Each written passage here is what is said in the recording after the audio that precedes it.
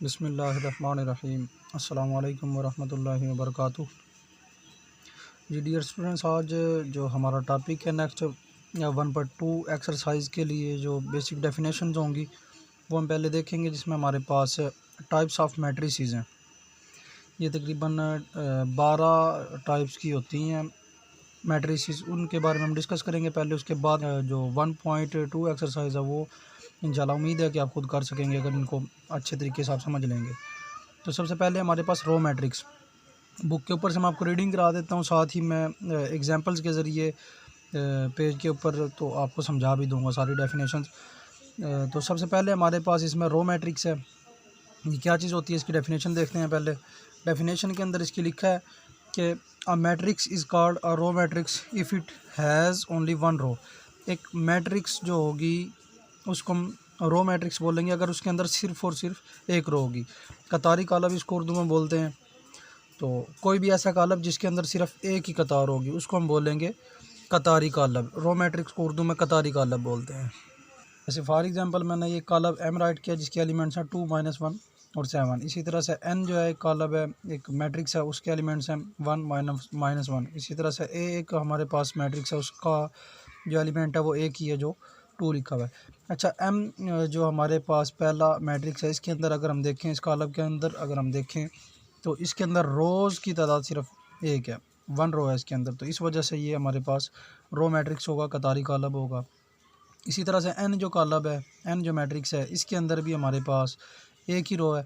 तो कोई भी कालब या कोई भी मैट्रिक्स जिसको हम कहते हैं इंग्लिश में, उसमें अगर एक ही रो होगी, सिर्फ एक ऐसा कालब, एक ऐसा मैट्रिक्स जिसके अंदर सिर्फ एक ही रो होगी, उसको हम रो मैट्रिक्स बोल लेंगे। जिस तरह एन है, इसके अंदर एक रो है तो इसको भी हम रो मैट्रिक्स बोल लेंगे। इसी तरह से ए हमारे पास एक कालब है तो इसको भी हम कतारी कालब बोल लेंगे, रो मैट्रिक्स बोल लेंगे। इसी तरह से नेक्स्ट जो हमारे पास है वो कॉलम मैट्रिक्स है। इसकी डेफिनेशन देखते हैं पहले।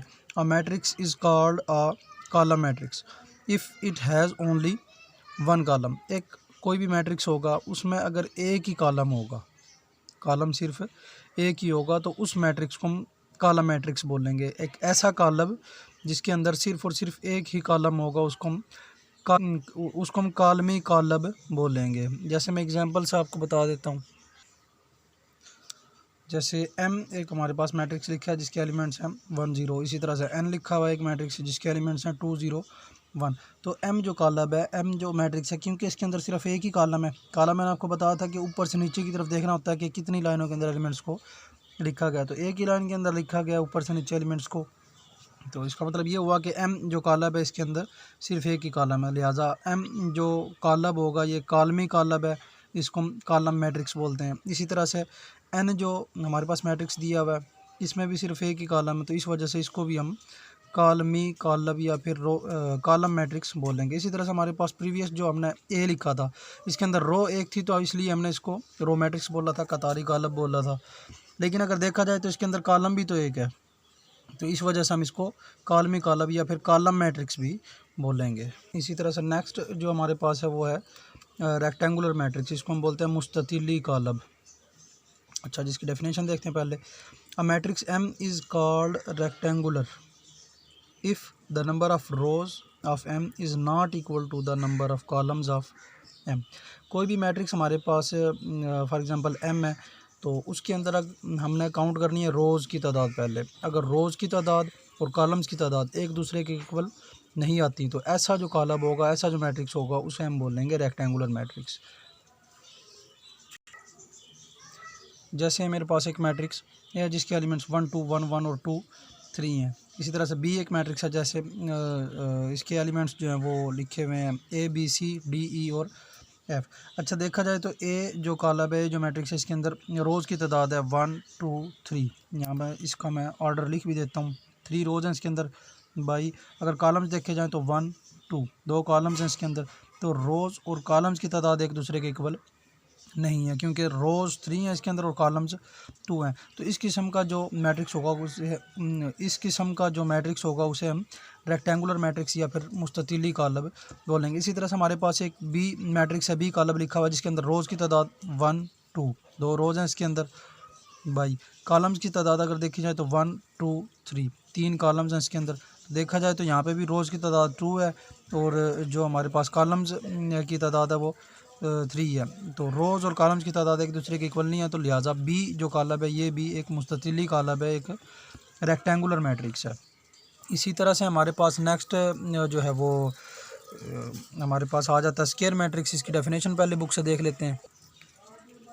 तो स्क्वायर मैट्रिक्स जो है हमारे पास, इसकी डेफिनेशन देखते हैं पहले। A matrix is called a square matrix if its number of rows is equal to its number of columns. को इसके कहने का मतलब ये है कि हमारे पास फॉर एग्जांपल कोई भी मैट्रिक्स हो ए बी सी, जिसका भी आप उसे नाम दे लें, अगर उसके अंदर रोज़ की तादाद और कॉलम्स की तादाद एक दूसरे के इक्वल होगी तो उसे हम स्क्वायर मैट्रिक्स बोलेंगे, या उर्दू में हम उसे मुरब्बी कॉलम कहेंगे। जैसे ये एग्जांपल मैंने लिखी हैं।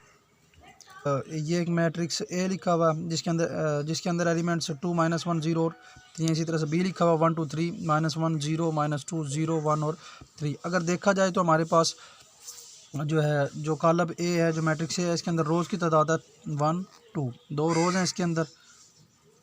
इसी तरह से जो कॉलम्स की तादाद है वो भी है 1 2, 2 ही कॉलम्स हैं इसके अंदर। देखा जाए तो 2 ही रोज़ हैं इसके अंदर और 2 ही कॉलम है। लिहाजा इस किस्म का जो मैट्रिक्स होगा जिसके अंदर रोज़ और कॉलम्स की तादाद एक दूसरे के इक्वल होगी, ऐसे कॉलम को, ऐसे मैट्रिक्स को हम स्क्वायर मैट्रिक्स बोल लेंगे, मुरब्बी कॉलम हम इसको बोल लेंगे उर्दू में। इसी तरह से बी एक मैट्रिक्स लिखा गया है, इसके अंदर अगर देखा जाए तो रोज़ की तादाद 1 2 3, 3 रोज़ हैं इसके अंदर। इसी तरह से कॉलम्स की तादाद अगर देखा जाए तो 1 2 3, वो भी 3 है। तो 3 ही रोज़ हैं इसके अंदर और 3 ही कॉलम्स हैं। तो इस किस्म का जो हमारे पास मैट्रिक्स है जिसके अंदर रोज़ और कॉलम की तादाद इक्वल होगी, उसको हम स्क्वायर मैट्रिक्स या फिर मुरब्बी कॉलम बोलेंगे। इसी तरह से मैं कोई और लिख लेता हूँ। जैसे ये मेरे पास एक सी जो मैट्रिक्स है उसके अंदर जो है 3 लिखा हुआ है। सी मैट्रिक्स है और उसके अंदर एक ही एलिमेंट है 3। इसके अंदर अगर देखा जाए तो एक ही रो है 1 बाई और कॉलम्स की तादाद भी 1 है। देखा जाए तो इसमें भी एक ही रो है और एक ही कॉलम है, रोज़ और कॉलम की तादाद इक्वल है, तो ये भी एक मुरब्बी कॉलम है, स्क्वायर मैट्रिक्स है। इसी तरह से नेक्स्ट हमारे पास नल और ज़ीरो मैट्रिक्स है। तो इसकी डेफिनेशन देखते हैं पहले। A matrix M is called a null or zero matrix if each of its entries is zero. Entries मतलब एलिमेंट्स या अरकान की जो तादाद, अरकान जो होंगे किसी भी कॉलम के अंदर। अच्छा, ये मैंने इसकी एग्जांपल लिखी हुई है। जैसे मेरे पास एक उसने इसमें बताया कि कोई भी इस किस्म का जो मैट्रिक्स होगा जिसके अंदर तमाम इंट्रीज, तमाम एलिमेंट्स ज़ीरो होंगे, तो उसको हम नल और ज़ीरो मैट्रिक्स जो है बोलेंगे, या सिफरी कॉलम हम इसको उर्दू में बोलते हैं। जैसे मैंने ये एक कॉलम ए लिखा है जिसके अंदर एलिमेंट्स ज़ीरो हैं सारे के सारे। बी एक लिखा है, ये भी सारे इसके एलिमेंट्स जो हैं वो भी ज़ीरो हैं। इसी तरह से सी एक कॉलम एक मैट्रिक्स लिखा है, इसके अंदर भी तमाम एलिमेंट्स ज़ीरो है। तो इस किस्म का जो भी एलिमेंट, इस किस्म का जो भी मैट्रिक्स होगा, इस किस्म का जो भी कॉलम होगा जिसके अंदर तमाम एलिमेंट्स ज़ीरो होंगे, तो इस किस्म के कॉलम को, इस किस्म के मैट्रिक्स को हम ज़ीरो मैट्रिक्स या फिर सिफरी कॉलम बोलेंगे।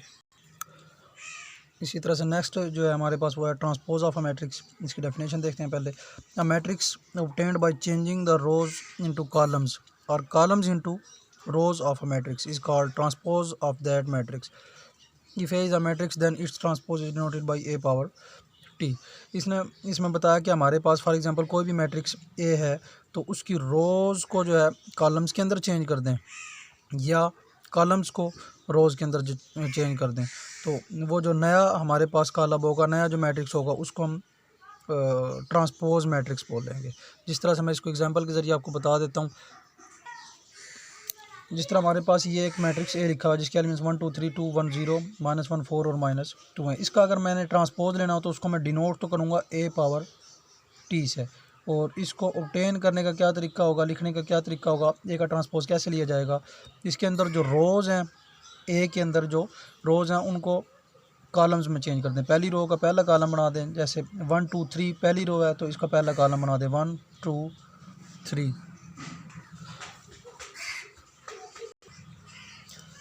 इसी तरह से दूसरी रो है 2 1 0 तो इसका दूसरा कॉलम बना दें 2 1 0 3।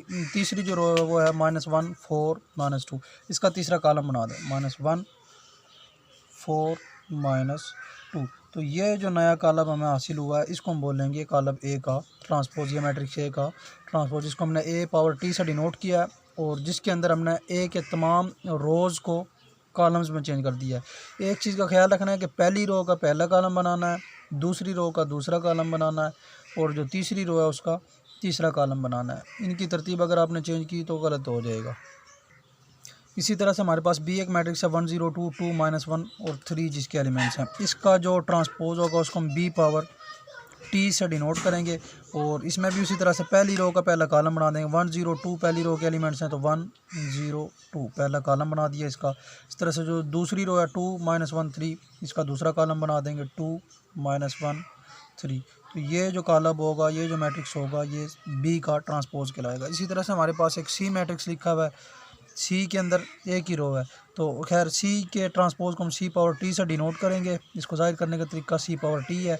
और इसके अंदर एक ही रो है तो इसका कॉलम बना देंगे 0 1 0 1 रो के एलिमेंट्स से हमने 0 1 को कॉलम की फॉर्म में करके लिख दिया। तो ये कॉलम सी का ट्रांसपोज कहलाएगा।